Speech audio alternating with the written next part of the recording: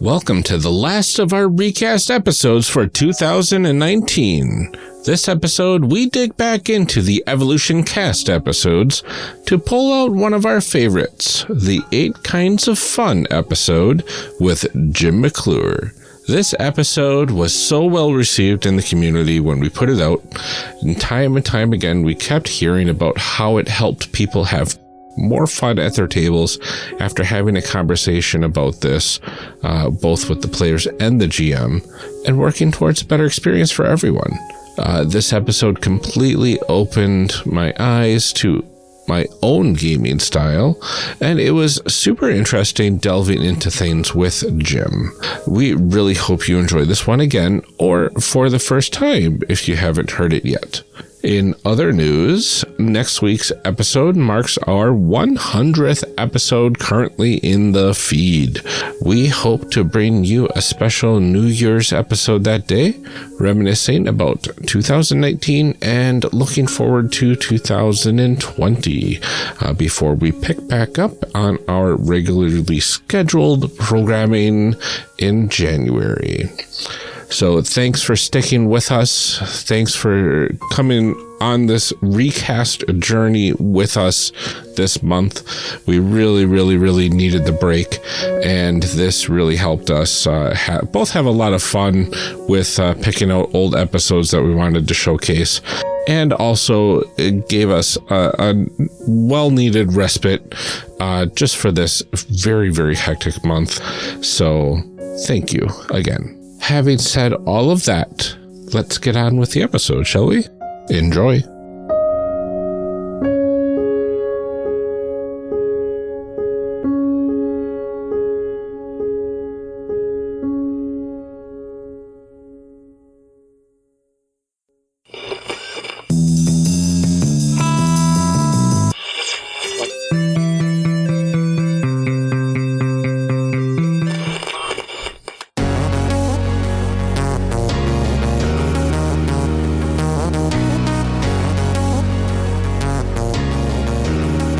To Character Evolution Cast, a show where we discuss what to do with all those characters we just made.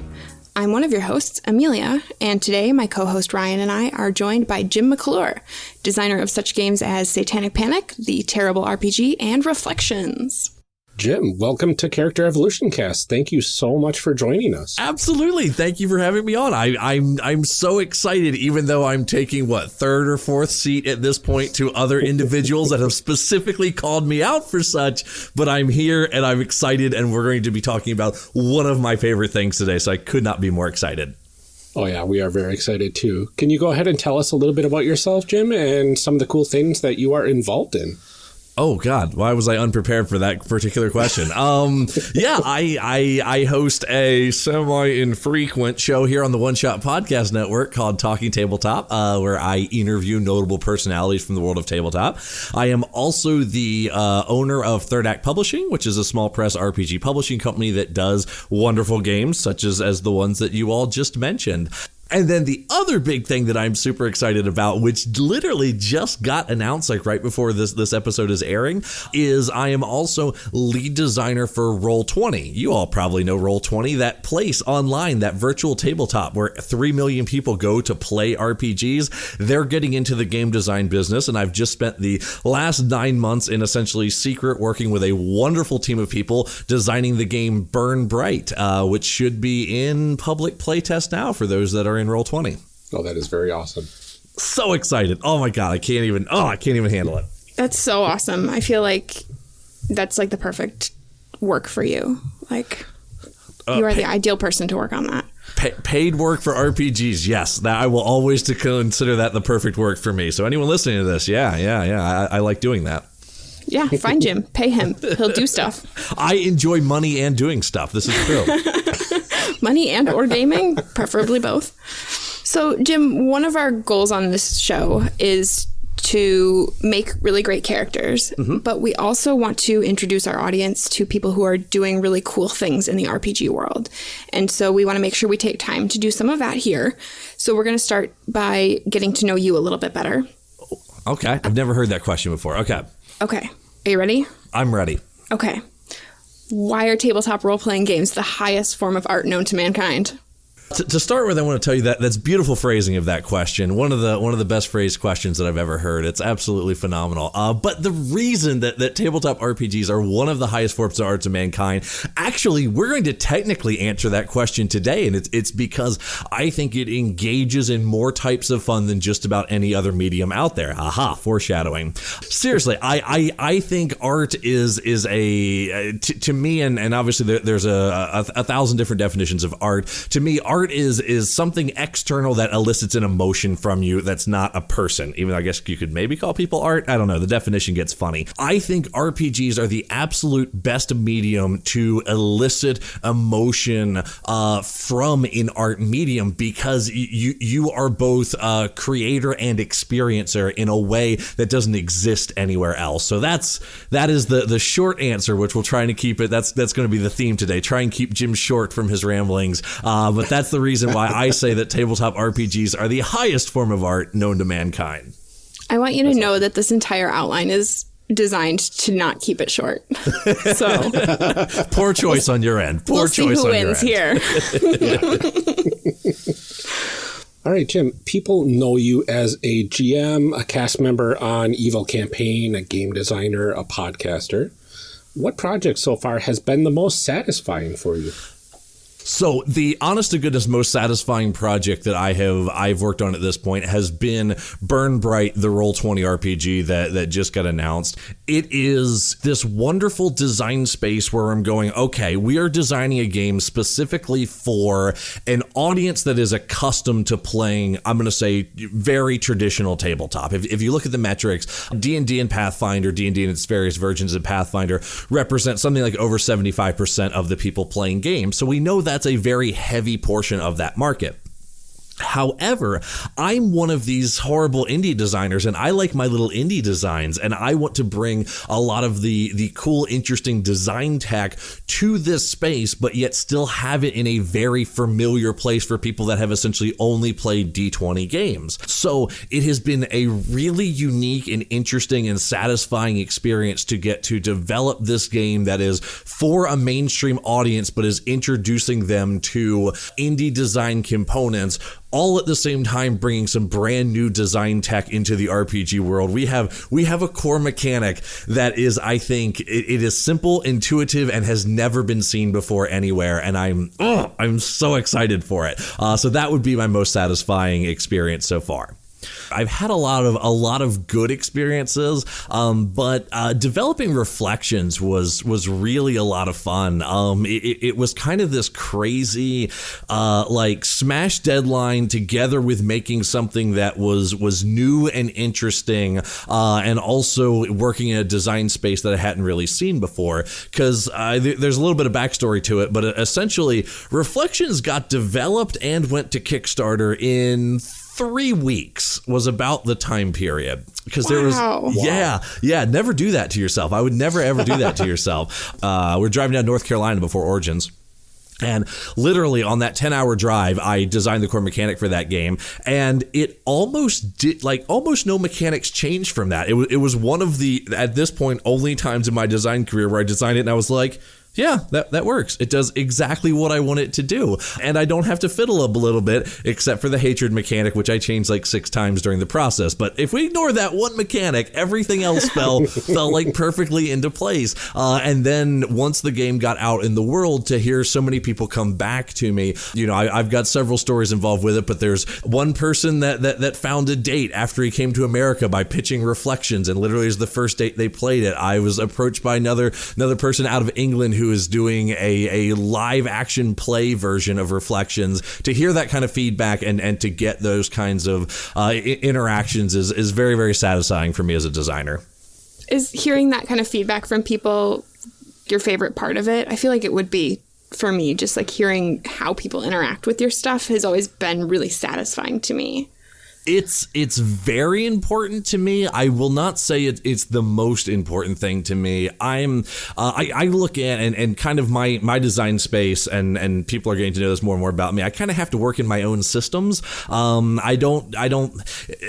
There's nothing wrong with designing in Powered by the Apocalypse or other people's game space, but that doesn't get me out of the bed in the morning. Like, what gets me out of the bed in the morning is I go, I want to get this kind of feeling and these kind of emotions across. Design mechanics that do that, and the absolute most satisfying for me is when it's a puzzle. Like it's a puzzle that needs to be solved. I was going to say, you like solving that exactly equation. And it's when it makes it click, it's perfect. So for example, Reflections, in that was a game where it's like, okay, I want you to play out essentially the 3-act structure in an hour. That's the goal of the game, because I know that'll give you an emotional gut punch. Like, that's all I'm going for.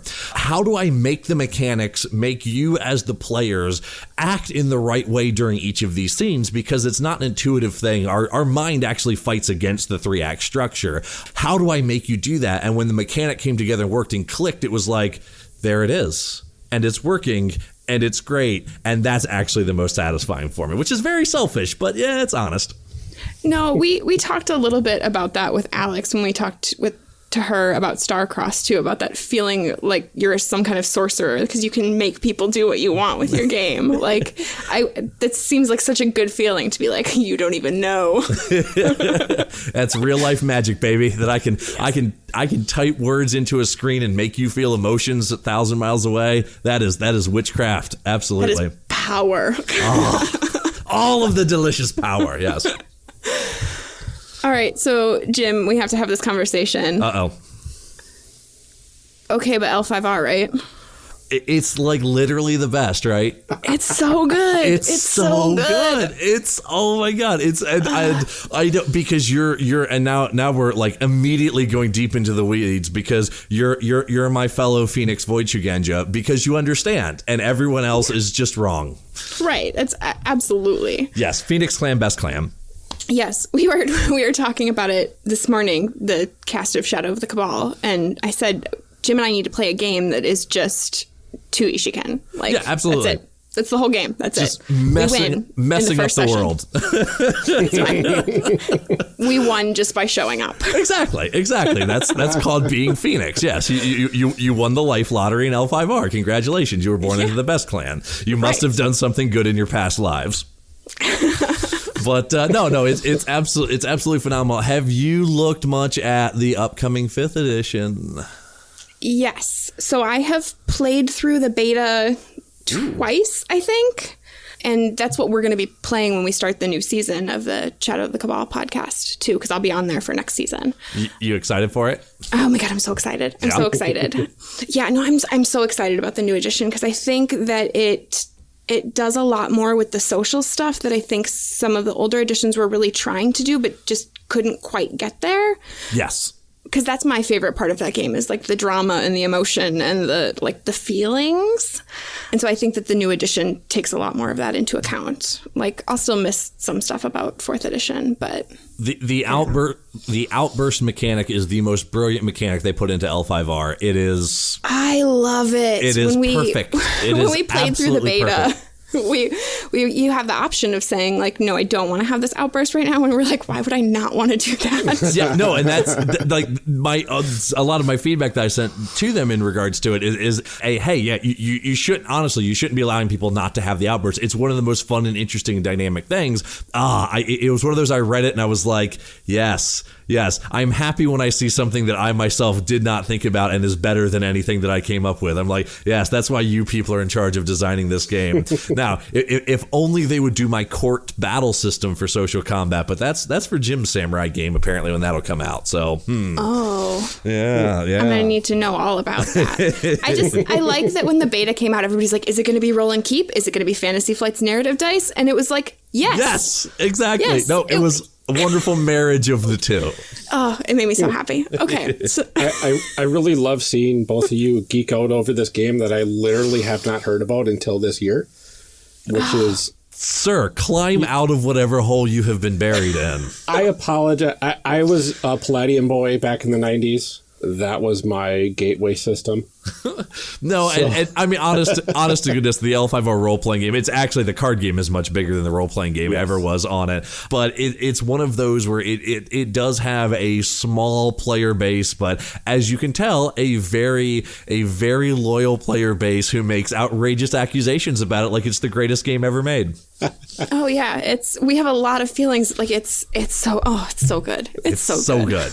I thoroughly enjoyed creating characters for 4th edition, and I'm really looking forward to 5th edition too. So yeah, did you all break it in the way that you actually, in the 4th edition, just based on how the math and the rules, you can start as a level 2 character without like any really gaming the system that much?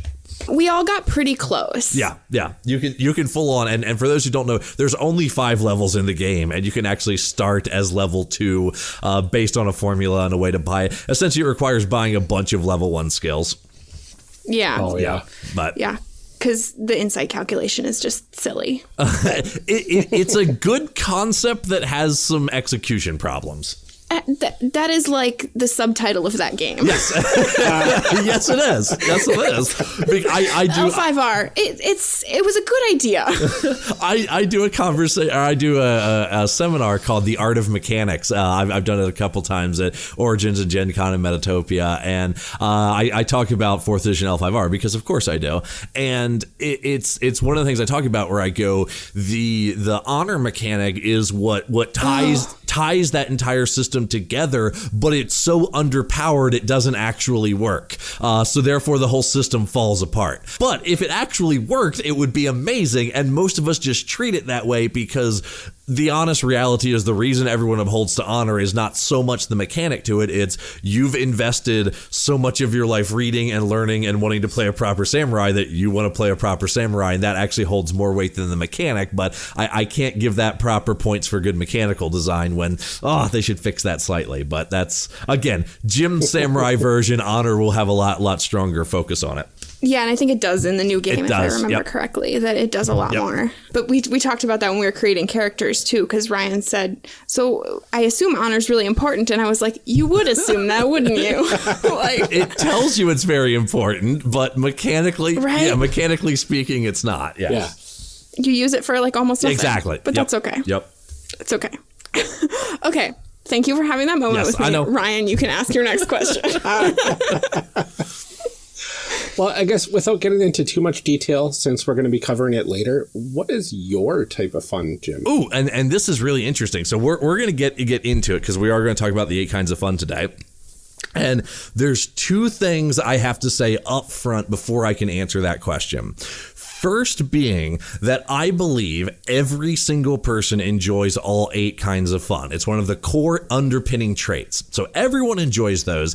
And within the world of tabletop, what I've kind of discovered is it seems that most people have 2 of them that sit higher than anyone else. That's not 100% universal, but how I personally look at players and how I shouldn't say judge players, but I totally judge players based on this, is I kind of pick 2. So I describe myself as I am a narrative expression player. And when we have our little moment where we're going to figure out what you all are, we're going to figure out what 2 traits we assign to you and what kind of players you think you are. But yes, I am narrative expression, and we'll get into, of course, what all that means. All right, now that we know a little bit more about you, Jim, we are going to get into the really fun stuff. Our goal with these episodes is to help people become the best possible players at the table, and there is tons of GM advice out there, and not nearly as much for players. In our regular show, we cover how to make great characters. Now we want to cover how to play them. In this episode, we are going to talk about different ways people interact with games and how you can understand your preferences as a player and how to use those to push you toward a better, fuller experience. One great approach that we're going to talk about today is through a game design theory called the 8 kinds of fun. Can you go ahead and start us off with an outline of what these 8 kinds of fun are, Jim? Absolutely. So to start with, I want to give everyone a little bit of information as far as where this comes from. And this comes from a document called the MDA, a formal approach to game design and game research. This is a wonderful document. I typically reference this more out to the game design community, but it is a fantastic read if you're a player. And one of it has sort of 2 big concepts in it, one of which we're going to talk about today, which is that there are 8 kinds of fun and there are 8 kinds of ways that people enjoy experiencing games. So where this comes from is it is 3 people that got together. Sort of the main one, his name is Mark LeBlanc, and he's a MIT researcher, and this is sort of part of early stages of figuring out, again, a formal way to go into game design as opposed to just like we like Mario moving from the left to the right and jumping. That seems fun.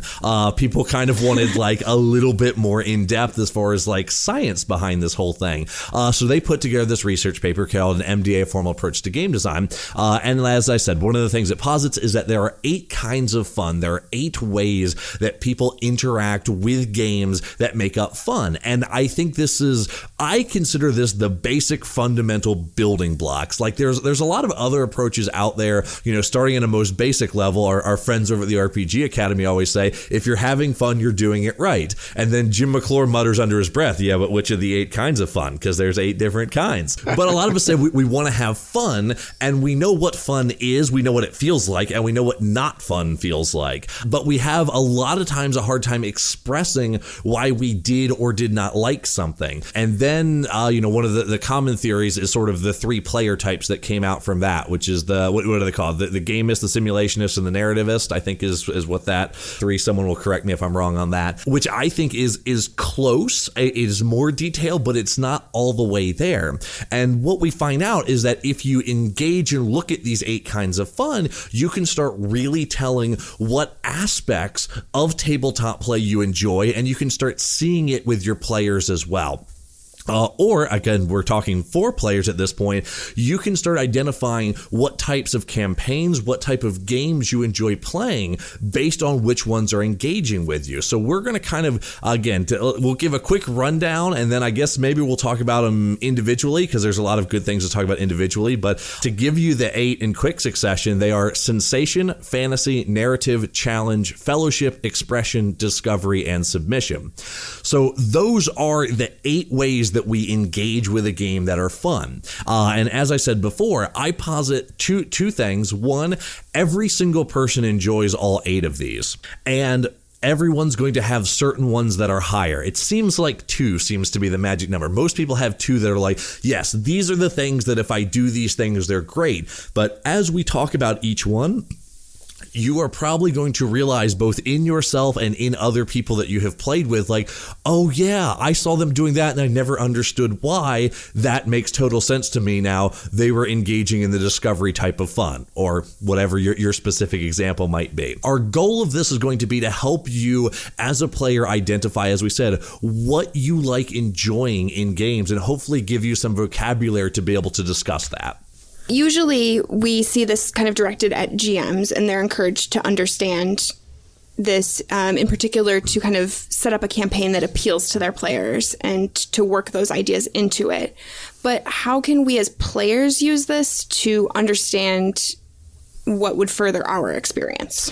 Okay, so the best thing I want to do is let's give an example here, okay? And this will land for some of you and not for others. Have you ever been a player in a game and the GM has kind of actively kept asking you, like, hey, tell me about where you come from and your history and your geography and all of that fun stuff, and you're just like I don't really want to do that chore because it feels like a chore to me, but everyone else really likes it and there's other 2 players really enjoy it. Well, the reality is they're probably actually triggering off of the discovery type of fun, but for you, that's something that rates very low. you're not interested in going through this, geography space and what city and what town did I come from and how many people are in that town and what's around the bend, so to speak. And that's not interesting to you. You don't necessarily know why, and you're not really sure why they're interested in it. But through understanding the 8 kinds of fun, you can start realizing like, oh, that would trigger off of this kind of fun. And maybe that's just not something that I'm interested in. And what this will allow you to do is to sort of understand that at a much deeper level. Prior to the show, we kind of talked a little bit about beforehand, this is not 101 level play theory. This is more like a 301 level play theory. So this is going to be pretty high concept for some stuff on it. But I do think once we kind of get into it, you'll start seeing how all of this will click and how all of this will apply to help you be a better player. When I think about it from my personal experience, I played in a game with people who really loved like the sort of combat simulation kind of games. They did a lot of wargaming, miniature gaming, that kind of stuff. And so when we played, it was just like combat, okay, long rest, combat, long rest. And I was like, this is not fun. And everybody else around the table is feeling like they're having a really good time. And I'm like, this is not, I don't care like how many squares on the grid we have to go to get to this. Like, this is not what I wanted this to be. And so for me, finding a group that played in a very different way was this realization of like, we are all playing tabletop games. We are all playing role-playing games. You guys are playing D&D. I'm over here playing D&D. And my D&D looks nothing like yours because I'm engaging with it in a totally different way because that was not what I wanted. What I want is to role-play and tell a really cool story. I don't care about your grid map. Like, that's not for me. But for some people it is. Like, they really love that. And so they can find that game that works well for that situation.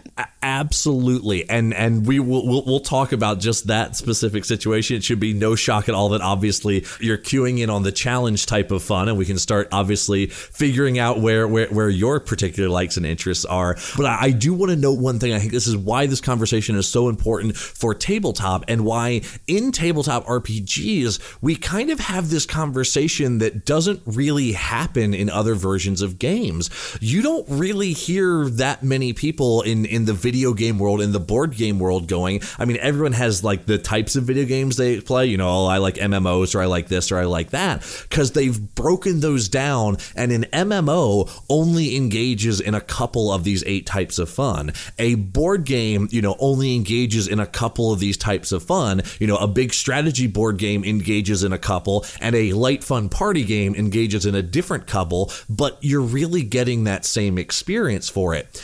Tabletop RPGs, most of them can engage in, I'm going to say 7 of the 8. We're going to talk about, there's one that I don't think tabletop does very well. And it's actually I'm going to say it's the holy grail of game design, just no one realizes it yet. And that's a different discussion for a different day. But it's part of the reason that we have all of this long discussions on like, well, what type of game are you playing? Because exactly like you said, people are playing D&D entirely differently. And that's because there's 7 of the 8 kinds of fun that D&D can engage with, which ones are the core focus. And if you're not interested in those, you're going to have a boring time while other people are having a great time. Yeah, definitely. In a traditional sense, we often think of the GMs as being kind of in charge of the game. So what sort of advice would we have for players who look at this list and realize that a game they are playing isn't engaging them in their preferred ways?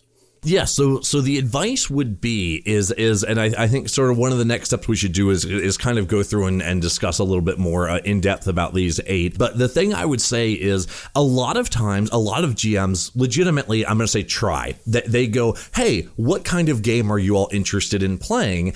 And typically we come down to one of a couple different answers, which is, oh, I want a combat heavy game. Oh, I want a role play heavy game. I want political intrigue. I want a mystery. I want a quest. And these are okay at describing them, but everyone listening can probably right now think of a game where it's like, yeah, I want a political intrigue game, and then we play political intrigue and it just didn't land with you, and you might not be able to explain why. What we're going to do here is to give you very specific vocabulary that you can go to your GM and go, I like to play in these types of environments. Because that's what Jim goes is Jim as discussed, I am a narrative expression type of player. So when a GM asks me, what type of game are you interested in playing? I go, I want a game. I don't care whether it's a quest or whether it's political intrigue or whether it's combat heavy. None of that actually really the end of the day matters to me. What matters to me is, do we have a cohesive story with a beginning, middle, and end? And can I express the kind of player and the kind of character that I want to play?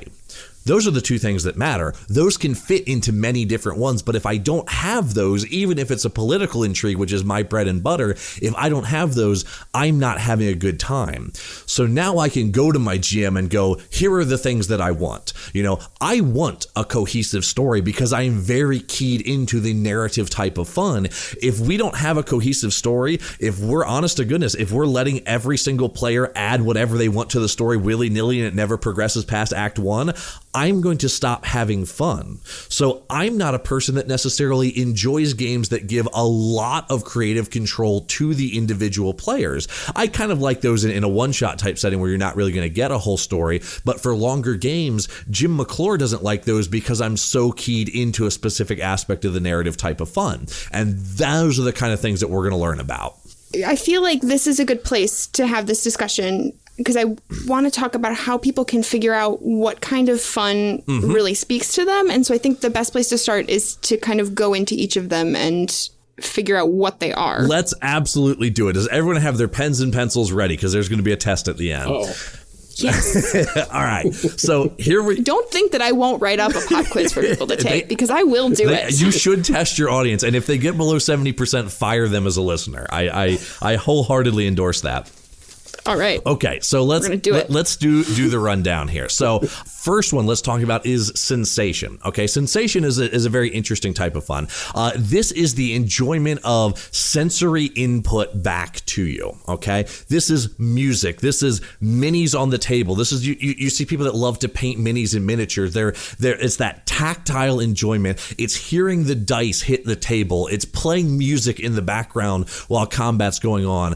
All of those, mood lighting, all of those are sensation type experiences. And it's one of the core, again, the 8 ways that we engage in actually fun is getting that sensation input. A couple wonderful examples from this. I'm very involved. I play a lot of games on Roll20. I've heard a lot of people say like, Roll20 is hard for me because I kind of like to have my dice and I like to roll them. That's me. Yeah. I'm one of those people. Absolutely. That's the only reason I like Shadowrun. Shadowrun's a terrible game, but you know what? I like rolling a bathtub full of dice. It feels good. Absolutely you do. It is absolutely true. And that is sensation fun. Like, that is why you enjoy that, because it's one of the core ways that we enjoy. Our senses fire off and it gives positive signals to our brain that we're doing something. I'll give a specific example that I've never heard anyone call out. Dread. A lot of people are familiar with Dread. It's a tabletop game. It's a horror game where you have a Jenga tower and you pull blocks from it. Jenga is the only, and I believe this, only game where the core mechanics fail condition has a sensation input. In every other game, we have sensation inputs for success. We roll our die and then we count it up. And it's like, yes, but when we fail, it's crickets. This is a game where everything's quiet, essentially, on a success, but on a failure, platter, platter, platter, platter, platter. And I think that is one of the really interesting, unique aspects to it. So sensation is one of those type of fun for, the people that, there are people that enjoy maps and minis, not because they're interested in challenge, but because they love having all of that tactile feel to it. So that's our first type of fun is sensation. The next type of fun is fantasy. Okay, now we want to give some specific terms here. I don't necessarily agree with all of their word choice on the 8 kinds of fun, but it's a wonderful framework to work from. Fantasy is not the genre of fantasy. Fantasy is the concept of diving into a world that's not your own and forgetting about the actual world you live in. So this is fully immersing yourself in the play experience because of the world, the setting, the people that you're interacting with, all of that combat things. It's from a technical term, we would call it inside the magic circle. There's a lot of video games are really great about this. RPGs are not so great about this, but essentially doing specific cues to get you into the world. One of the things I do, this is slightly GM advice, but one of the things that I do is every time we start a game, like when I sit down with my group of people, it's time to play. I go, "Wary travelers." You all may have heard me make this joke on podcasts and no one laughed because no one had a clue what was going on, but it's a joke for me and I'm totally fine with that. But it's a concept of getting you into the world. And as L5R players, oh my God, do we love this type of fun? And do we love sitting there and reading about setting over and over? Star Wars fans, how many books, how much information is there? How much lore is there about reading through and learning about all of this? That is all that fantasy immersion. And I want to point out something very specifically because those of you that are into it, you love it, man. You love reading through everything. You love learning everything. And you also know that probably not a large majority, but a majority of the people that arrive at the table don't really care. They're not going to read 20 pages of stuff. Why would I do that? And it's because they're not engaging with fantasy in that way, the same way you are. So that's the fantasy type of fun. It's immersing into the world itself. Next one we have is narrative. And this one is fairly straightforward, but also powerful and problematic. Narrative is exactly what it sounds like. It's the enjoyment of story. It's the enjoyment of engaging in a story, which sounds very simple and very direct. And it's like, yeah, don't all RPG tell stories? And to a degree they do, but here's good ones, good RPGs, good play experiences, at least for me, because I'm a big narrative fan. They should. They should, absolutely. They should. But there's a couple fascinating things about narrative. We have been bombarded with narrative since essentially the first day you were born. Every book we read, every TV episode, every movie, everything is constantly bombarding you with narrative structure, but we're never really taught narrative structure. We just kind of intuitively pick it up. And what can happen is if you are a narrative player, when suddenly the game is not going based on your narrative structure, it starts not feeling right. Like, why am I just not into this? I was super into this thing when we started. We had a great direction for it, and we're still going somewhere, but it feels very hollow. For some of you, that may sound very familiar, and a lot of times what that is, it's you're used to a narrative with a certain type of structure, and when you don't get it, you feel lost, and you really want it. You crave it. You have that desire for rising tension, finale, cool down, rebuild, and the cycle of narrative that we, again, get hit with everywhere. This is a Jim McClure pulling a nonsense statistic out of the air, but probably 80% of narratives that you have engaged with in your life have followed the basic 3-act structure. We've learned to really, really like it because it's a really good structure. And if you're in tune to that, if you very much enjoy that type of fun, and suddenly you just get stalled in Act 2 forever, like a lot of games do, suddenly you're going, oh, why am I not enjoying this? And a lot of times the answer is because you want that full narrative experience and you're not getting it. So if you are a narrative player, it is one of the things to understand is, okay, here's what I want. I need to formulate to my GM. I need to directly tell them, hey, this is the kind of game I want. I want a game that has a beginning, middle, and end, and then a new beginning, middle, and end, and then a new beginning, middle, and end. And if we never get to that end point, or if that end point is 2 years down the road, I'm not going to have fun. I'm not going to enjoy that because it's not engaging with my type of fun. Does that make sense? Yeah, that makes a lot more sense Totally. than I was originally thinking. Perfect. Well, that's... Really? I feel like narrative is like the easiest one to figure out. I always thought, it's the story. And it's like, as long as you're in the process of telling the story, that's narrative. But I never thought about the importance of the bookends in the story. And I'm like, I can think of so many games that I've played in where we've had a beginning, we've had a middle, and a middle, and a middle. And a middle. Yep. And we're... Well, I feel like we talked about that a little bit when we talked about, like our three-dimensional characters in fiction and like sort of plotting things out. I mean, this is one of my personal game theories is that metagaming is not bad. When you write a book, you don't sit down and go, just like vomit up whatever and like hope for the best. You plot it out. And so like there's no reason that RPGs don't need to be like that too. And you need to have an endpoint in mind. Like things should not go on forever. Well, from what I'm thinking is you can have a lot of smaller beginning, middles, and ends, and an overarching beginning, middle, and end as well, I would imagine. In this sort of little arcs in your full so you have like this. I'm waving my hands again like people can see me. So you would have this major storyline going, but you also have these smaller storylines that are starting and wrapping up within a shorter period of time, which would be probably very satisfying for somebody that's of the narrative type of fun. It's the difference between an episode and a season of television. Yes. Oh, and there's actually a really important thing on that. So one of the things for people that do enjoy narrative type of fun, and this is some of my own personal research, because again, I do rank narrative as my top above all else, with expression just slightly below that. But, one of the things that's interesting is the amount of time you can engage before you have a wrap up. Everyone's probably at some point, again, either in a book series or a season of television or even a movie, I felt like this thing has drug on too long. With the exception of movies, one of the interesting things is we kind of engage with stories. We have been taught that a story arc happens in about 10 to 15 hours. That's a season of television. That is the average reading of a full-length novel. We've been very subconsciously taught that. Now, I personally think that tabletop plays out a little bit slower than that just because, things don't progress at the same narrative speed. So I engage, like when I'm running games, for like 15 to 20 hours play at the table. I need to have a finale. And if I don't have a finale by that time, it could very much start to drag on. Now, those are by no means hard numbers, but it is something to think about. If you're at a player and you feel like, this stuff is dragging on, count. How many play sessions have you had, since you had a satisfying conclusion to something? If it's been a while, have that conversation with the GM like, hey, this thing feels dragging on. Can we just solve the thing and then move to the next thing? Because that would feel really good to me.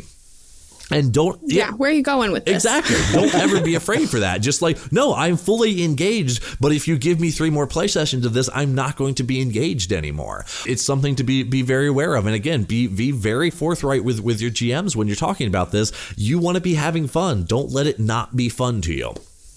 So that's narrative. Let's keep it moving here. The next one is and then we can talk after. We'll get them all out, and then we can talk all of our own wonderful. We can talk about how narrative is the best one. Yeah, that's fine. Narrative is the highest fun known to mankind, right? Challenged. This one is I'm going to say also fairly straightforward, which is it is the concept of you enjoy winning. You enjoy overcoming. You enjoy, through your own, whether it be choices or your own strategies, you enjoy beating the challenge. This is the excitement from slaying the dragon. This is the excitement from min-maxing your character to the point where it's the best it can possibly be. It's so good. And it's so enjoyable to just win at times. And this is challenge. Now, there's interesting pitfalls that come into challenge because challenge is a funny thing that we have to deal with because we only as humans understand overcoming a challenge if there is loss involved with it. It's why we need to fail rolls in D&D. It's why we need that. We need to sometimes lose combats, and we need to have loss to feel like we have succeeded. And the example that I give, Powered by the Apocalypse, is a very, very common, very good game system. A lot of people listening to this have probably played Powered by the Apocalypse games. A lot of these games go to very extreme pains to make it so that you never really fail. Now, The problem is you'll hear people go like, the game systems just don't grab me. And a lot of times when I hear that, it's because challenge players aren't really getting engaged with many Powered by the Apocalypse games. Now, Powered by the Apocalypse games are great for 2 of the 3 acts of narrative. They're great for fantasy. They're amazing for expression. They're pretty good for discovery. They do a lot of really good things, but they've kind of really cut off the thing that makes challenge satisfying. So a lot of challenge players don't enjoy those type of games. Because again, if you're always succeeding, it doesn't feel good to a challenge player to succeed. So if you enjoy challenge, if you enjoy overcoming, my biggest advice for it is like, don't see that. It's kind of weird. I hate that I see our RPG community in 2 halves, but I still kind of do, which is your traditional RPG players who play D&D and Pathfinder in these games, and challenge feels like a given on those games. Like that's just part of the accepted experience to many of them, not all of them. And then I see the indie designers and the indie game players who go like, no, I don't like challenge isn't a thing that I want to engage with and enjoy with, but it is a very interesting concept. And if you enjoy challenge, don't ever be scared to go to your GM and be like, yeah, I want a fight that's hard. I want, circumstances that, I have to, skin of my teeth win. And if I don't get that, I'm not having fun. Likewise, make sure all of your other players are on board with that type of experience. Because Amelia, you were given the situation where you were seemingly with a group of challenge players who were loving it, but you don't sound like you're a challenge player. No. I mean, yeah, and that's, I'm sure a thing that we'll talk about at some point too here is that I am certainly not against those sorts of things. Like we've talked about how much we love L5R, and L5R certainly has like those challenge components to it. Do I love that game? Yes. Is that my favorite part? Definitely not. Mm-hmm.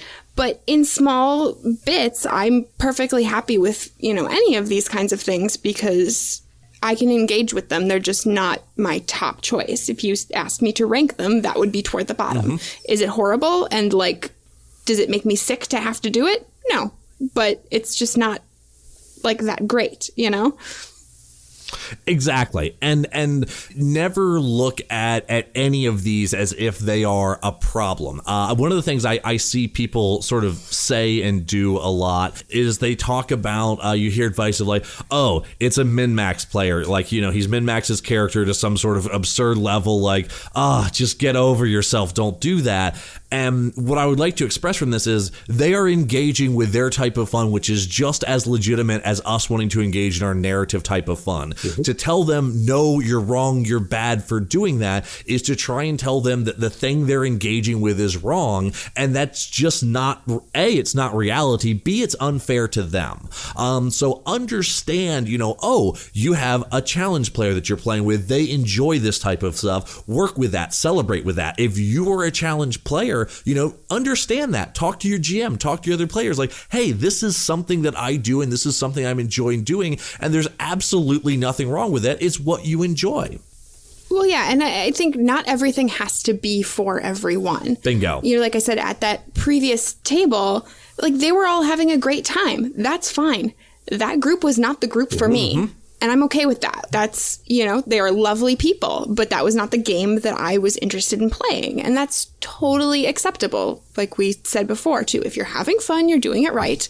But you can have fun over there, and I can be not interested in that kind of fun. And it is not a judgment on you as a person or on that game system or anything like that. It's just, it's not for me. That's fine. You are more than welcome to continue to exist, just over there. Exactly. Not where I am right now. Exactly.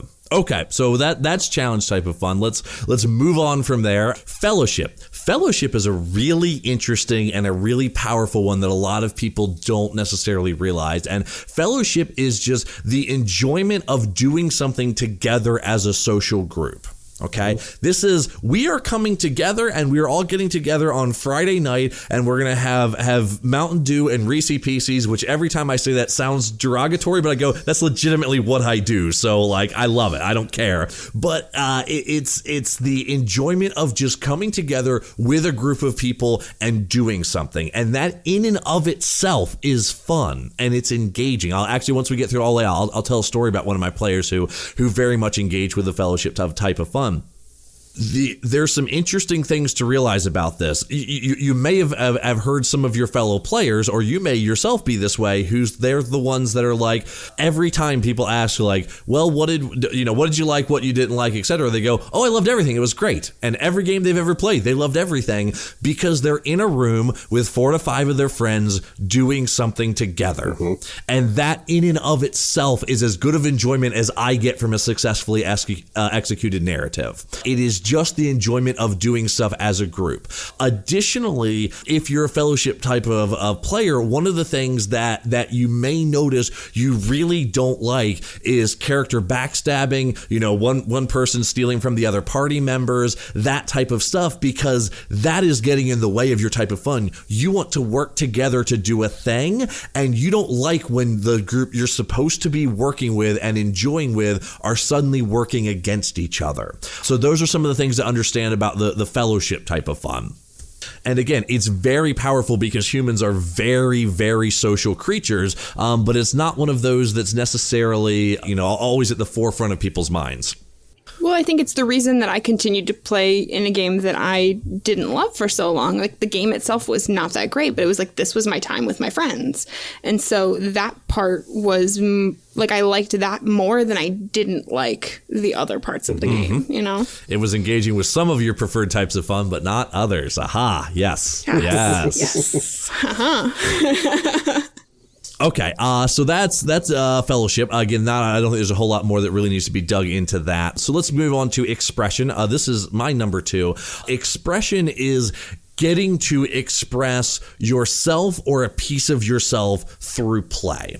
Okay, getting to put yourself into a game, and this is dangerous territory because I'm known as like the guy who always plays the crazy villains, and that's because there's a piece of Jim deep down in there that's a villain. He is, and he doesn't get to come out very often because I can't be a villain to my family and friends. I can't be a villain at my day job, but there's some deep, dark places in there. There's some very selfish places in there. I will very much accept and acknowledge that. And through role-playing, especially villains, I get to express those in a wonderful, safe environment. Now, there's a lot of people that enjoy that type of fun that's not nearly as dark as mine, and I do very much enjoy it from other aspects as well. I am a person that, if you can't tell from this conversation, I overanalyze things a lot, and I have to understand things. I love playing characters who don't care about that, who just act on instinct and go, because that's not something I get, but there's still a piece of me in there somewhere for it. So expression is just the enjoyment from getting to play yourself in some aspect, even if what you're playing is significantly different than you. Does that make sense? Yeah, I think so. Absolutely. So expression's a very powerful one. I'll have another story afterwards too about expression, because expression can manifest in very, very interesting ways. There are people that min-max their character as a form of expression play. Again, I've got a member in my home group that is that way, where they are min-maxing their character not because of challenge, but because of expression, which is really interesting. So we'll move on. We've got 2 left, and then we can kind of dig into whatever juicy details we want to from there. Discovery. I talked a little bit about discovery before. So the discovery type of fun is the enjoyment of finding something new or undiscovered. What's above that hill? What's beyond that hill? What's underneath that lake? What's in that chest? It's the wanting to find something. And something new and something exciting, and the finding of it in and of itself is fun. You may very well be a player or have played with people who go all of a sudden like, we're in the middle of a courtly drama, and then suddenly they're looking under the bridge for stuff. And it's like, why are you doing that? And what do you hope to find? And what are you going to do when you find something? You know, and there's absolutely nothing wrong with that play. What they're doing is they're trying to find something, and the finding the thing in and of itself, again, is as fun as that group that just enjoys slaying the dragon and all being almost dead at the time. Finding the thing under the bridge is just as satisfying for it. One of the other things that this manifests itself in interesting ways is all the people that do deep reads of lore. Lore is another way that discovery can be found. Have you ever been reading through lore and found that tiny little nugget of information that's just like, wow, that's a cool little thing?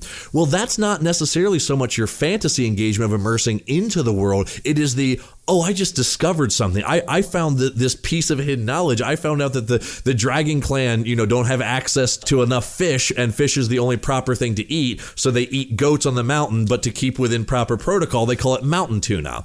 That's my favorite. I love it so much. It's great. And I fully know, like, I don't enjoy that. When I first discovered that, I didn't enjoy that because that immersed me more into the dragon clan, because the dragon clan just sit on their mountains and be losers. You know, I don't care about them. They're so boring. My ex was, okay, no, but like, that was my ex's favorite clan. And I just, like, really, dude? Come on. Really?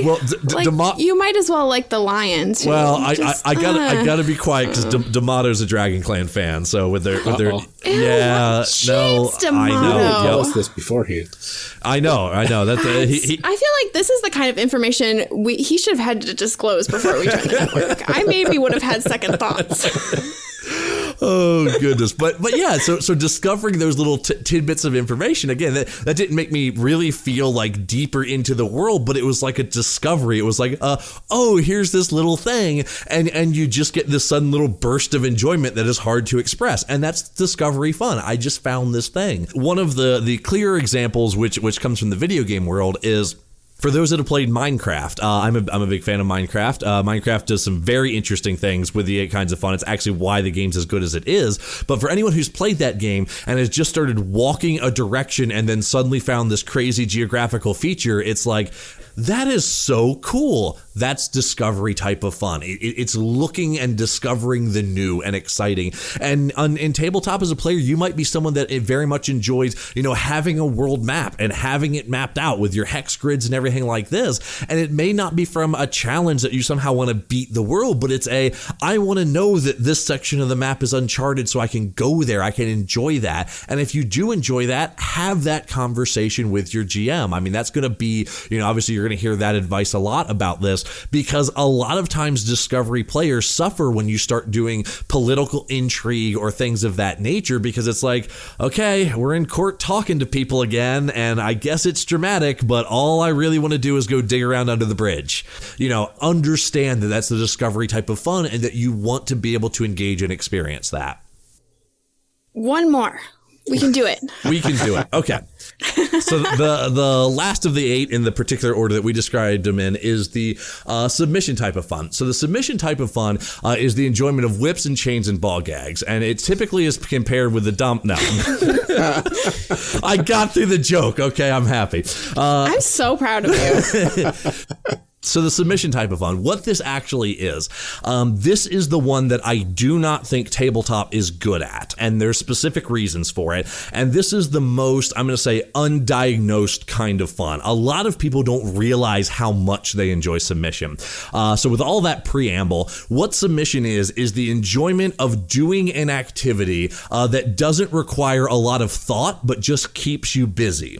It is the Candy Crush type of fun. It is the I'm sitting on my phone playing Candy Crush and 2 hours disappear. And I don't necessarily feel good about myself when it's done, but I still do it.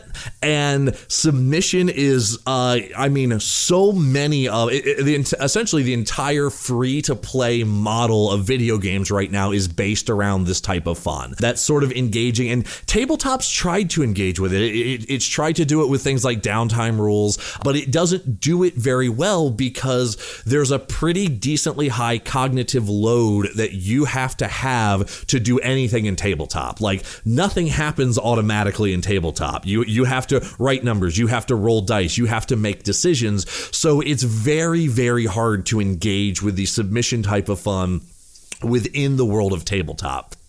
I do think that is the holy grail, that if a game designer could make a game, that a tabletop role-playing game that gives you the submission kind of fun, you would have a lot of people going like, man, it's not really that great of a game, but man, I just keep playing it, which doesn't sound like high praise, but that's what that type of fun actually is.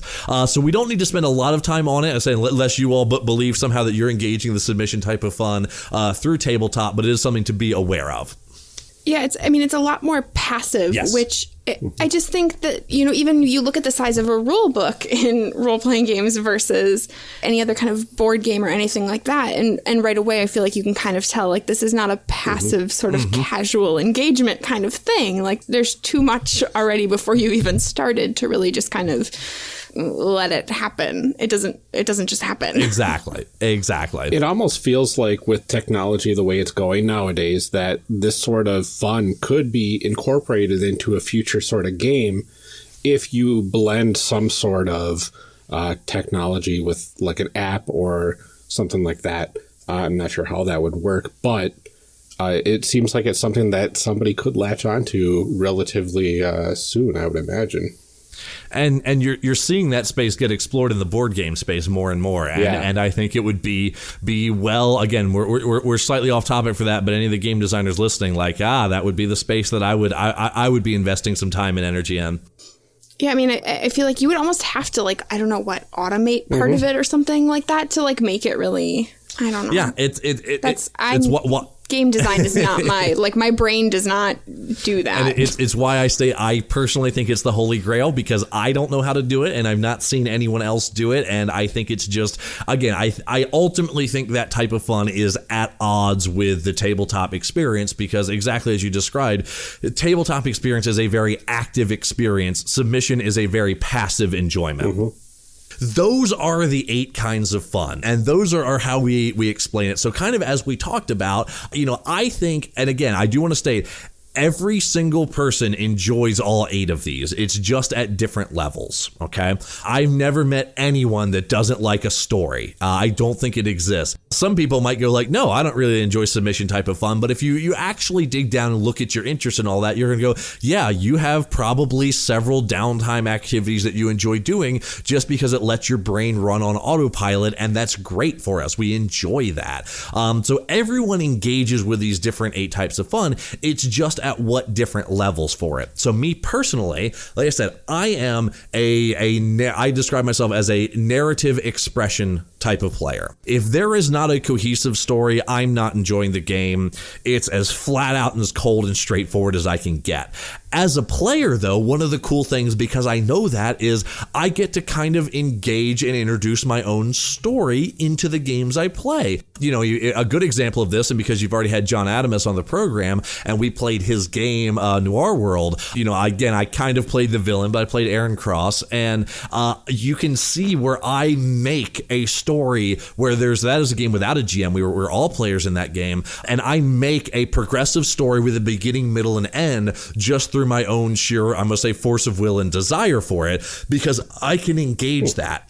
You hear people say, hey, do your own player arc. You, for a lot of times, have control over your own player arc. And through conversation with your GM, you most certainly should. If you enjoy that type of fun like I do, talk with them, engage it, make sure that arc is happening. And then the other side is expression. I come to tabletop to express a piece of myself. I want to bring it to the table. I want to enjoy it. And those are my top 2 above all else. My bottom ones are, I'm going to say kind of ever, I don't want to say ever changing, but discovery is not something that interests me very, very high at all. That would be sort of towards the bottom of it. Although I do get, again, tinges of excitement every now and then on it. And then fantasy, actually, as odd as it might sound for me being an L5R player, the immersing myself into a world is something that I don't really strive for and I don't go for. And that can be frustrating to some GMs that have run games for me who want me to do a lot of that stuff. And I go, no, I'm not at all interested in your world. I'm interested in me as a character and what my character is doing in the world, but it's all very interpersonal. I don't care about your 10,000-year war. It doesn't matter to me because I'm not engaging with that. So having said that, this is our little workshop section, and we've gone through everything. So whoever wants to jump in first, what do you think your two types of fun are? I was pretty confident before you started talking. Yeah, right? Jim does that to people. Well, because I was coming to it and I was like, oh, well, this kind of makes sense. Fantasy and narrative. I like diving into the worlds. I like having a cohesive story, and I like playing through that sort of story. But then I'm thinking, well, are those the most important things?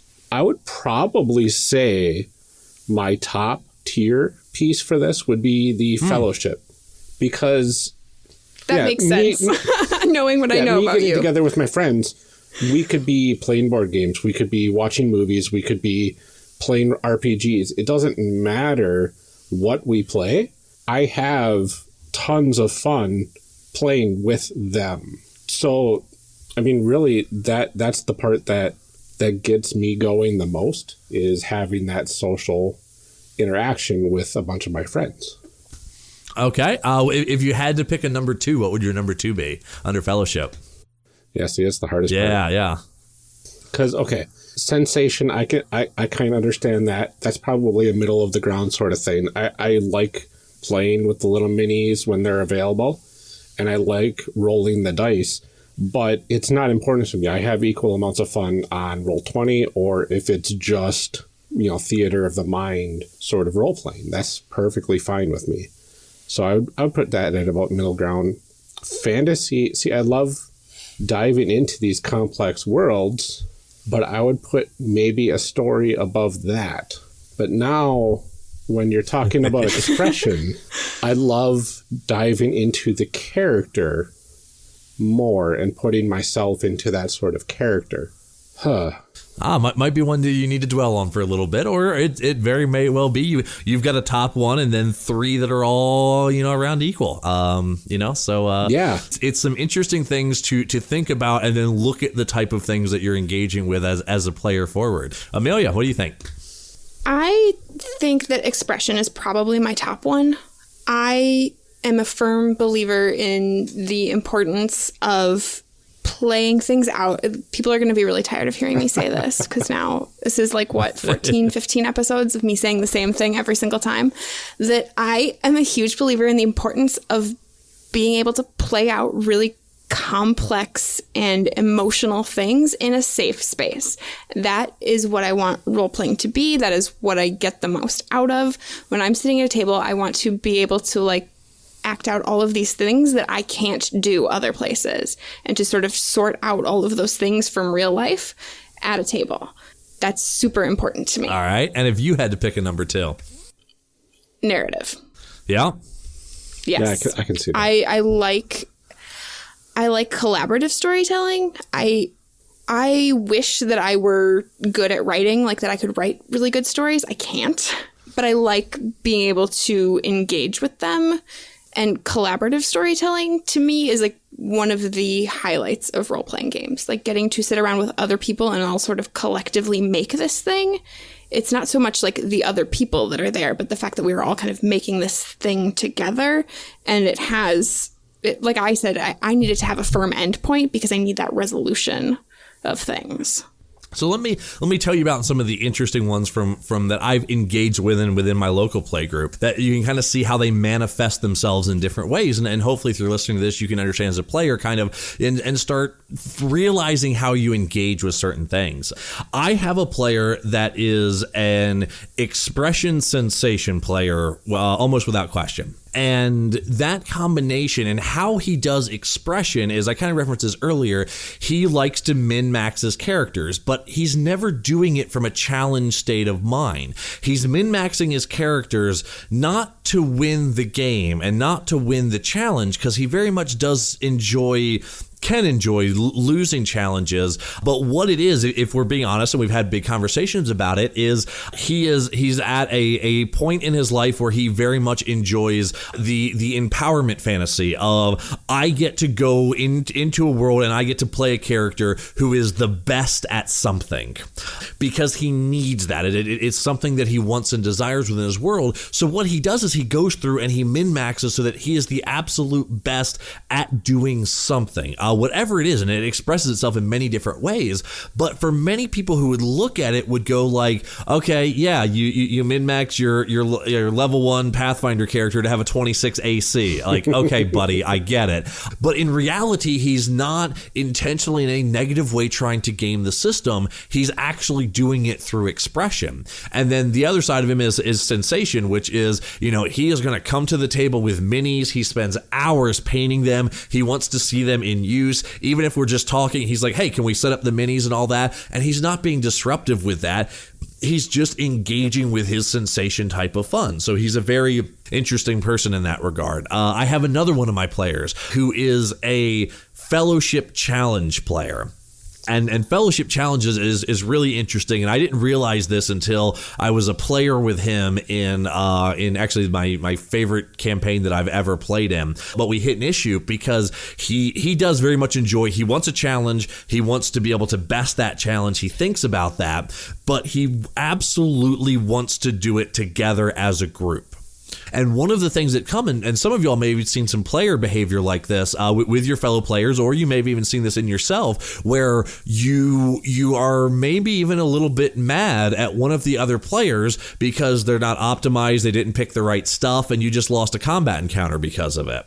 What there actually is going on, or could be going on, and with my particular friend this is going on, he wants us to work together and optimize together to beat a challenge. And that is so amazing for him. That is everything. That is my equivalent of that perfect narrative finale to a story arc. To him, it's working together and doing that. And when someone is not doing that, he doesn't feel like we're working together. Likewise, he gets very upset anytime there's interpersonal conflict, which kind of came up very naturally in a game when we thought it was going to be great, and he pretty much just noped out of the whole thing and did not care for it at all, to the point that we had to retcon it, because he is that big on Fellowship type of play. He goes, I don't want conflict between us at all.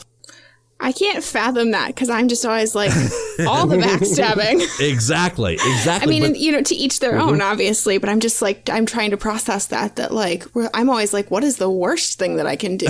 I'm going to do that. Exactly.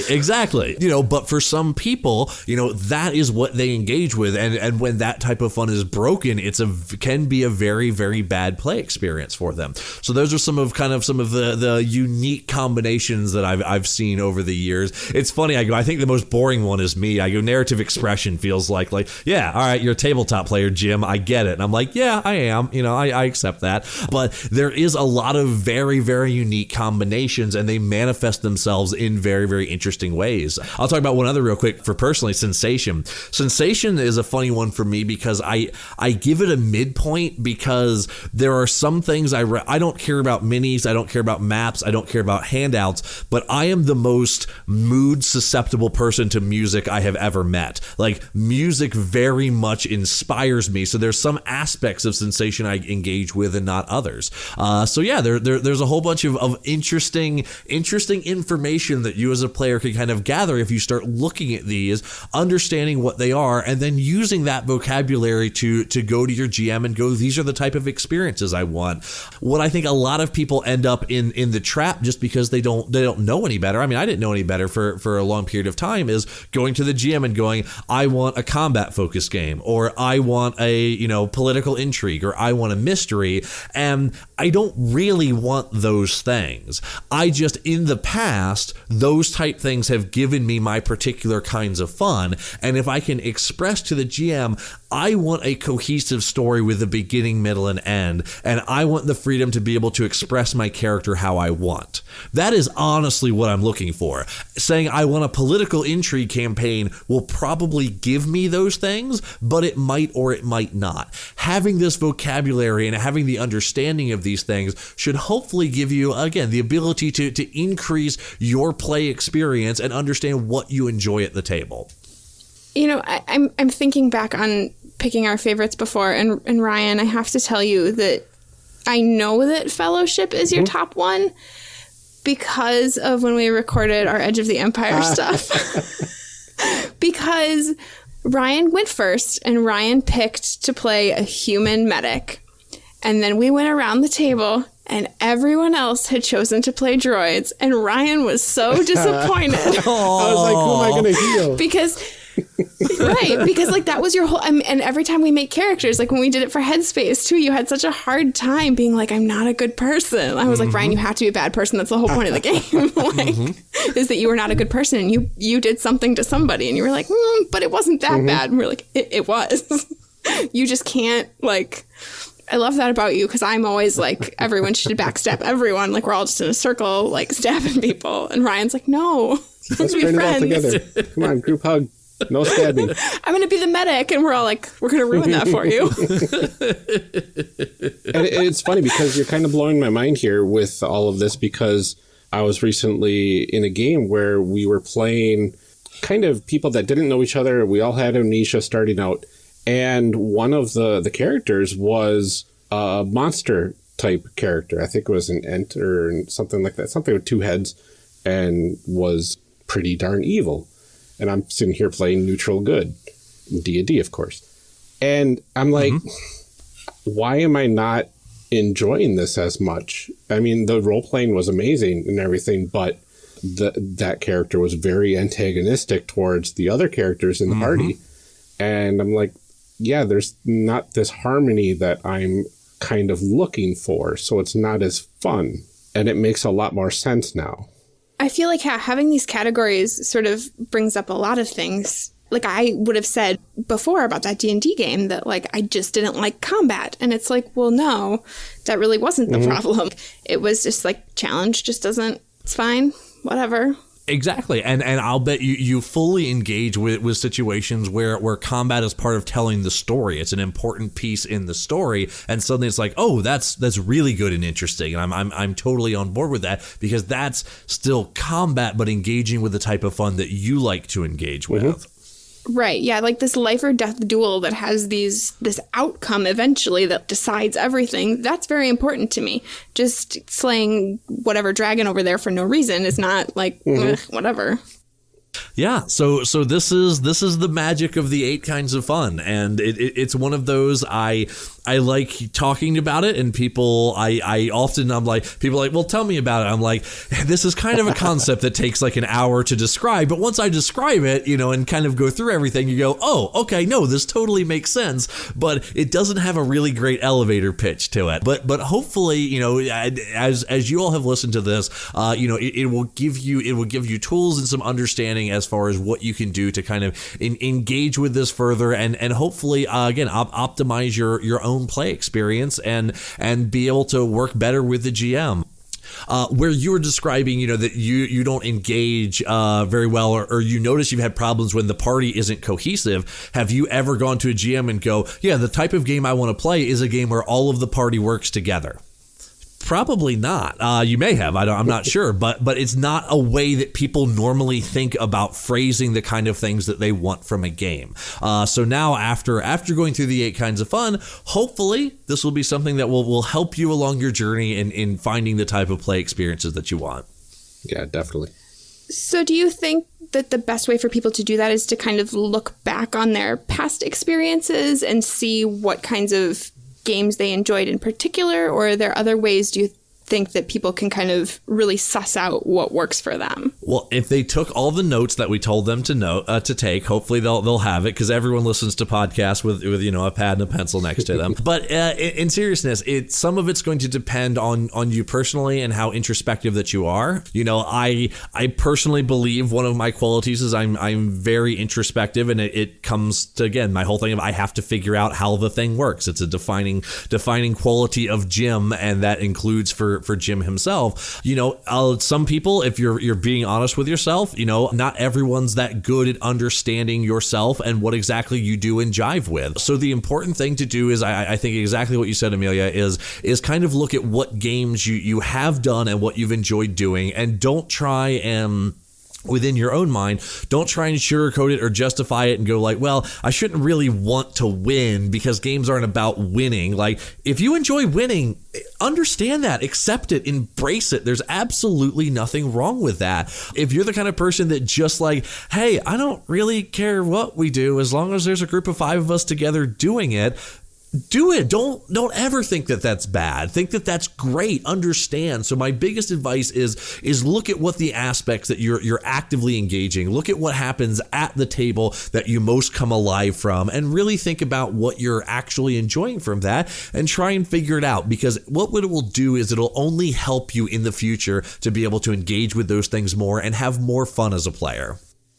And that's really what all of it is about, is not even, pigeonholing yourself into a particular kind of game or anything like that. But I think that you always get more out of something when you know what you're looking for. Like, you go to the grocery store and like, you are going to walk away happier if you went in with a list than if you just like wander around and hope for the best. Mm-hmm. Like, you will come home with the correct things that way. And I think that this is the same kind of situation.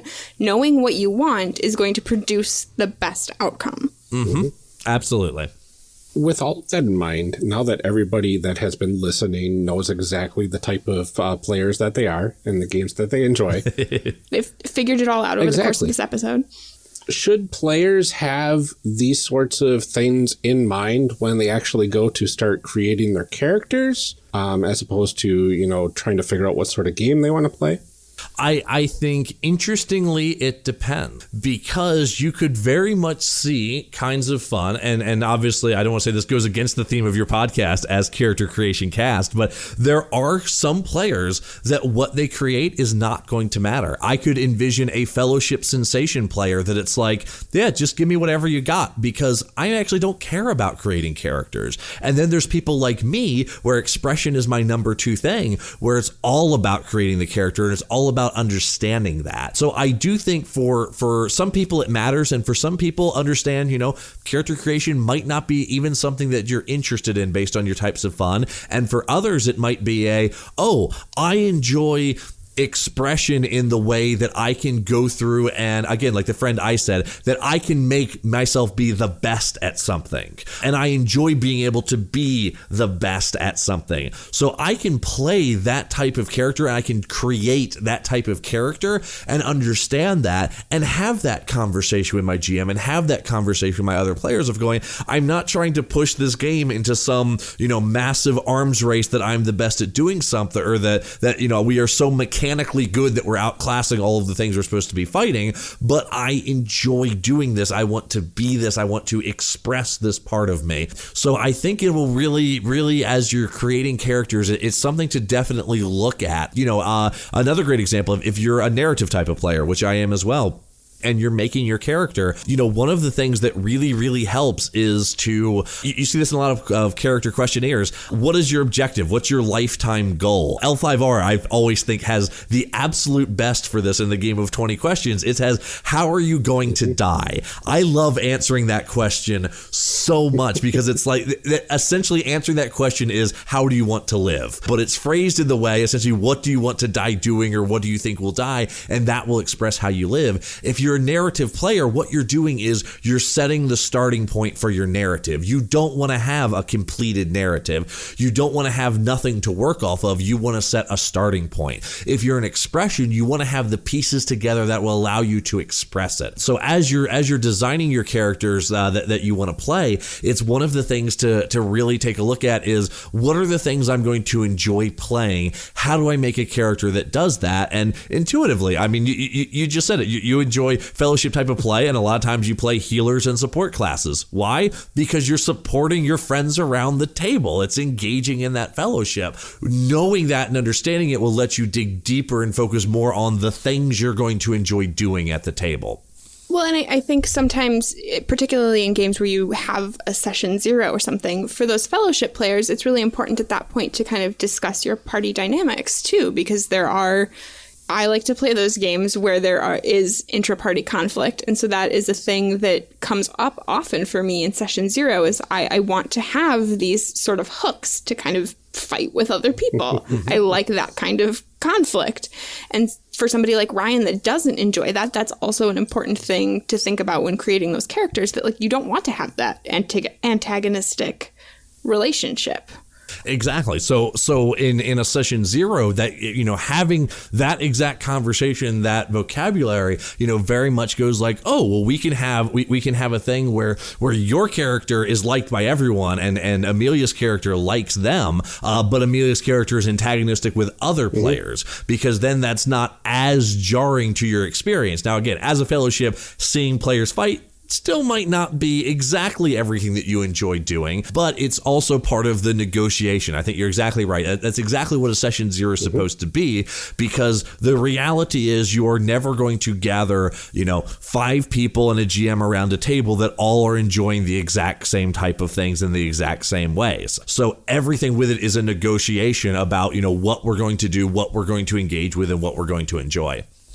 We've talked about this a little bit, but do you think that RPGs are better at certain kinds of fun than others? And can we as players bring additional aspects that might not be there to begin with? So there's an interesting thing. We talked a little bit about it, and I was only being half facetious at the beginning of this thing. You know, I do think tabletop role-playing games can engage with more types of fun than most any other medium. Most of the other mediums engage with a very select number of these. Tabletop, I think, very much can engage with, as we said, 7 of the 8. I don't think it does submission well for reasons that we already discussed on it. But I think that tabletop very well does all 7.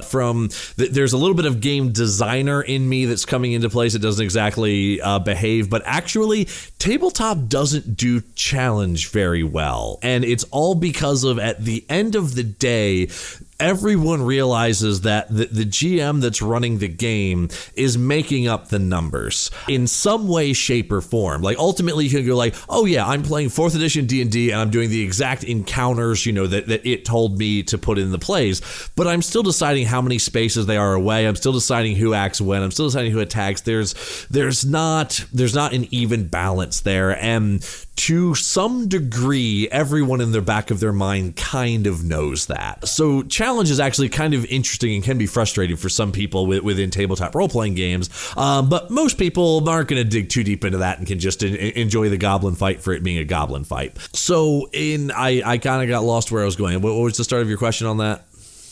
Well, how can we as players bring in additional aspects that maybe wouldn't be there to begin with? Okay, yeah. As players, to understand this and what kind of you can bring to the table is you very much can bring your own interests and desires. Now, some of these types of fun are more active and some of them are more passive. You know, fellowship and sensation and submission are all more on the passive end of things. So those, if you want to enjoy those, they need to be more of a conversation up front and setting the tone and setting what's going to happen at the table. Fantasy is kind of a little bit passive at the same time. If you're a discovery type of player, you know, that is very much something that you can bring to the table. If you're a narrative player, that is something you can bring to the table. Obviously, expression, you know, very much are things that you yourself as a player can go, okay, I'm going to establish my own narrative and I'm going to have my character arc, you know, be damned, as going to happen. That's fair warning. You get Jim McClure at your table. That's how that goes. Jim is having a character arc. I don't care if we're playing an hour-long game. Like, it's going to happen. This is a game of sorry, and now we have made up a whole story about this one Goa-con. Exactly. It is his struggles very to get, serious. His struggles to get to the store and his revenge list that he's making. But at the same time, he's also sad because his father had one and he never came back to the store, but his mother said always forgive. So yeah, we're already in right, narrative exactly. story. Yep, exactly. Yeah, I mean, I don't know if everybody else played that way, but like that's, exactly. I know what I'm about. Yeah, exactly. So you can, as a player, very actively bring these things into it. But the thing to be careful about, it's kind of as we've talked always, like you need to have the conversation with your other players and with your GM about it, because a lot of the things, if you notice when I was going through these, a lot of the things that I kind of brought out as, I don't want to say problems, but what can be points of friction between players is when people bring these things into the game without the buy-in of everyone else. I use Discovery as a big example for that. We are doing a courtly drama and everyone's very invested in it, and we turn to our Mantis Clan samurai and he's digging through the hold of a boat out on the harbor, and you're like, Jim, what are you doing, man? We're having not what we're doing right now, man. Exactly. That is engaging and bringing your type of fun to the table, but without understanding, without buy-in from everyone else as far as what's going on for it. And the reality of that is you're probably doing it because you probably got bored because you didn't realize you enjoyed the Discovery type of fun and you're stuck in a courtly drama. Yeah, I mean, and I think that there's a lot of times where you can end up really disappointed by that, too, because if the GM has this sort of political intrigue thing happen, you're out in the harbor digging in that boat, and they've got nothing over there. You're going to come away like, well, what was that? There was no point in that, because that is not where the story is. It's over here. So not being honest about that, too, can lead to much more disappointment than just like neutral, not fun. Exactly. So bringing your particular interest is something that you absolutely should be doing, but you should be doing it in a very direct way. I mean, you at the beginning said like, I don't think people should be discouraging meta type conversations, and I'm like, yes, absolutely, you're right. Do not discourage. As a matter of fact, directly tell everyone you're playing with what you want to do. Use this language to go, again, if I'm sitting down at your table and you have a session 0, I'm going to directly tell you, I want a story with a beginning, middle, and end. And if it starts petering in the middle, I'm going to tell you because I'm going to get bored, because that's what I've experienced in the past. Have these conversations. I mean, we're all getting together to have fun together. By all means, make it the absolute best you can make it. If you are going to get bored, stuck in one place because you're not discovering new things, go, hey, I want a game where we go out and explore. And you know what? If we're going to do a courtly drama, that's fine. But GM, can you at least as part of this make it so we need to go out in the wilderness and investigate something to find something or anything? You're the GM, you do your magic, but I'm going to want that in the game. Or I'm going to get bored with it, and that's being honest. Well, even in like the courtly drama thing that you're talking about, I can easily picture that drama being a distraction for this one player to sneak off and start looking around some rooms and trying to find some actual information that will help the drama progress. Well, all I can think is like a scorpion would be really good at finding those things through a conversation. Like, it doesn't have to be like digging in the back garden to find a dead body. Like, it can be extracting information from people. And, there are multiple ways to do that. And I think as a player, being open to understanding that you can engage with those things in multiple different ways, too, is really important. Absolutely. That it doesn't always look the same. I think the other thing is remembering that session 0 is not the only time that you can bring these things up. Particularly, the example I can think of is Fellowship. But I've been in games where there's been some potential backstabbing happening, and somebody has turned to me and said, hey, out of character for a moment, is this okay with you? And of course, being me, I was like, yes, absolutely, do it. Like, great, perfect. But having that moment there of saying, like, is this going to be fun for you? Because if it's not going to be fun for you, let's not do it. That's totally okay. Absolutely. So anything else that you want to add that we maybe didn't cover here? Any last bits of advice or words of wisdom? No, I mean, obviously we've spoken at pretty great length on this thing. The big thing, just to kind of reiterate what we've said all along, which is as a player, take a good, honest look at yourself, at what you enjoy, at what you engage with, and use that knowledge. It's tools that you are arming yourself with to have a better experience. And don't be afraid to start having conversations with your GMs and your other players that this is how I want to engage with the game. These are the things that I am enjoying, and do those. And I think if you do that, I know for me personally, it's gone a long way into helping me enjoy my games more and more. I know I've kind of fallen into it by accident, by just moving from one group to another and having this sort of aha moment of like, oh, this is what I wanted and this is what I wasn't getting before. But I think that if people have the chance to sort of take a look at it and not have to wait to stumble into it, you're going to have a better time, hopefully sooner. Mm-hmm.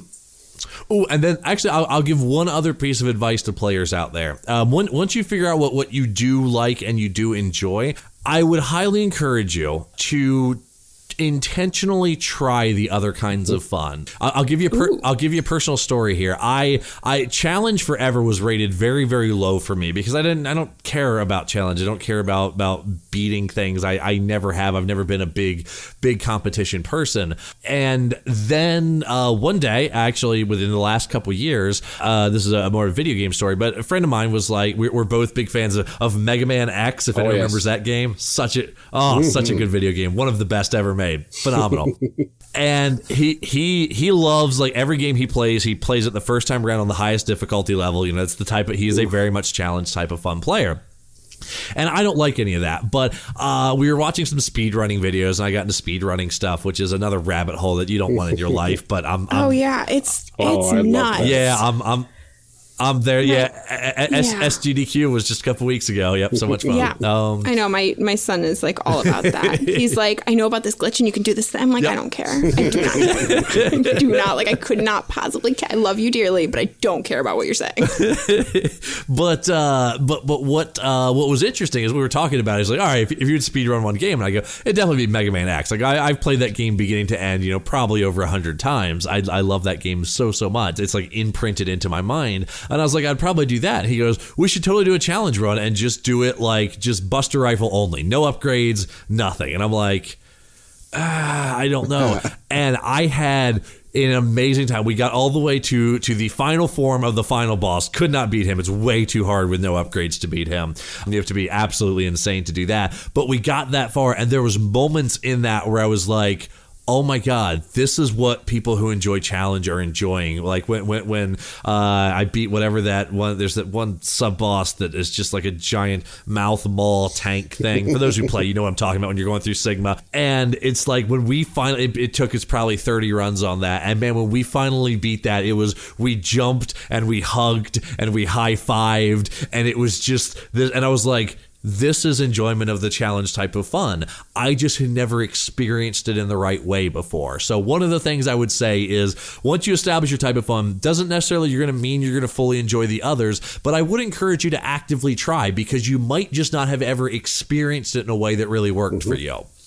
You know what, though? That doesn't entirely surprise me because just listening to you talk about like figuring out mechanics in game design feels like its own sort of challenge. It is. That like getting those things to click feels really good for you. So like I think it makes sense that it's not in a combat overcoming this, like we killed the dragon, we crossed the chasm, whatever, but like in your own personal way in this particular thing, that works for you.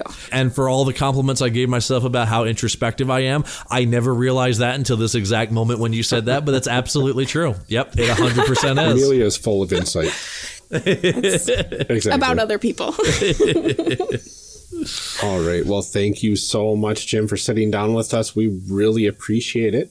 Absolutely. Thank you so much for having me on. It was a wonderful amount of fun. I was so happy to get to talk about, again, one of my absolute favorite subjects, and also, of course, to get on your wonderful podcast. Can you go ahead and remind everyone where they can find you and a little bit about your projects? Yeah, sure. The best way to directly interact with me seems to be Twitter. I am at GM Jim McClure, which I'm more and more regretting that name because I made it because I was, I guess, known as a GM was sort of my first thing, but now I'm like, I guess I still do GM things. But anyway, so at GM Jim McClure, that's JIMMCCLURE, is the best way to interact with me on Twitter. You can also find all of my game design stuff over at thirdact.pub. That's THIRDACT.pub. And that's where all of my game design stuff is.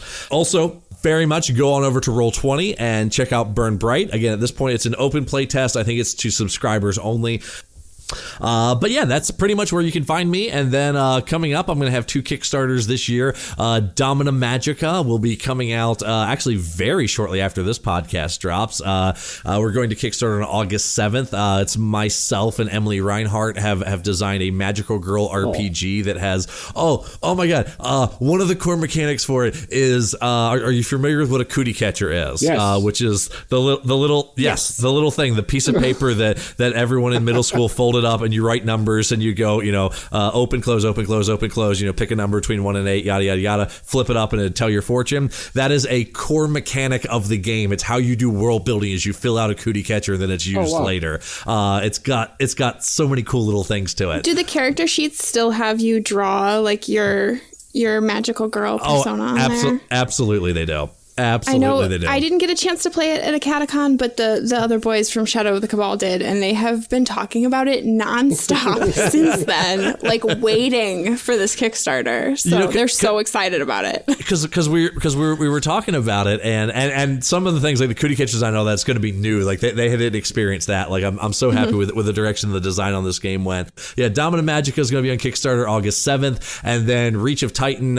which is my big fighting giants game. Which is going to be much more towards challenge type of fun with some very interesting world building and fantasy elements to it that I'm kind of excited for. But it's a game about, if anyone's played Shadow of Colossus, the video game, it is the tabletop RPG. That's awesome. Yeah, the only difference being obviously because as a tabletop, you're a team of people, not a single person doing it. But yeah, think Shadow of Colossus if it's a group of 4 of you instead of a lone traveler, the RPG, and that's going to be in October. Jim, you're saying all the right words that you have the magical girls and you sealed the deal with Shadow of Colossus, and oh my gosh, I'm so excited for both of those now. Wonderful. Well, those, again, Kickstarter, Domina Magica, August 7th, and then Reach of Titan will be in October. We look forward to it, and I'm sure we'll put it in our announcements and stuff when all of those are out, because I know plenty of people who are really excited about it.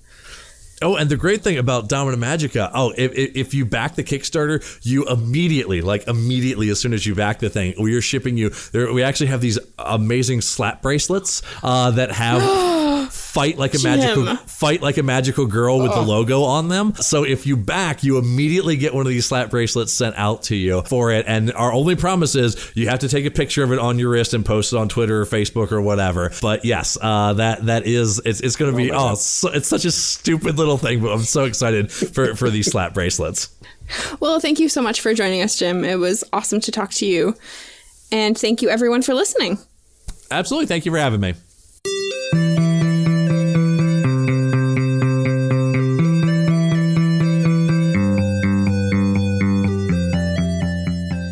Character Creation Cast is a production of the One Shot Podcast Network and can be found online at www.charactercreationcast.com. Head to the website to get more information on our hosts, this show, and even our press kit. Character Creation Cast can also be found on Twitter at CreationCast or on our Discord server at discord.charactercreationcast.com. I'm one of your hosts, Ryan Bolter, and I can be found on Twitter at Lord Neptune or online at lordneptune.com. Our other host, Amelia Antrim, can be found on Twitter at Ginger Reckoning. Music for this episode is used with a Creative Commons license or with permission from the podcast they originated from. Further information can be found within the show notes. Our main theme music is Hero Remix by Steve Combs and is used with a Creative Commons license. This podcast is owned by us under Creative Commons. This episode was edited by Ryan Bolter.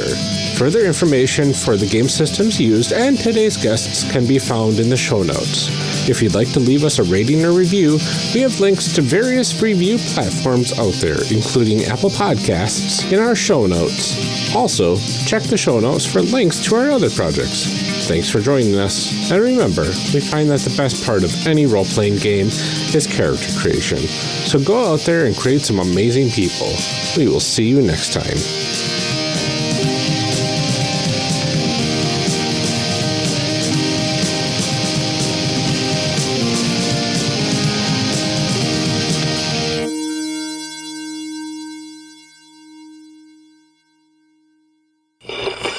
Now we gotta read some show blurbs. Show blurbs. Show blurbs.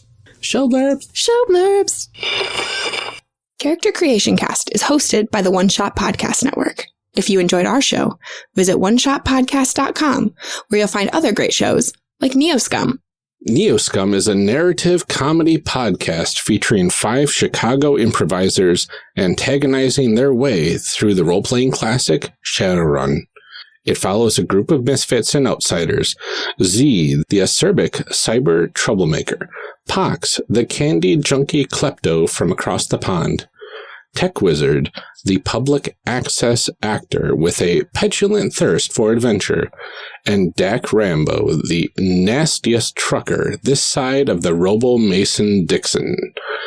Join the irascible Neoscum crew on a puerile rockin' road trip through a weirdo world of tomorrow, doling out street justice to every deeb they encounter, whether they deserve it or not.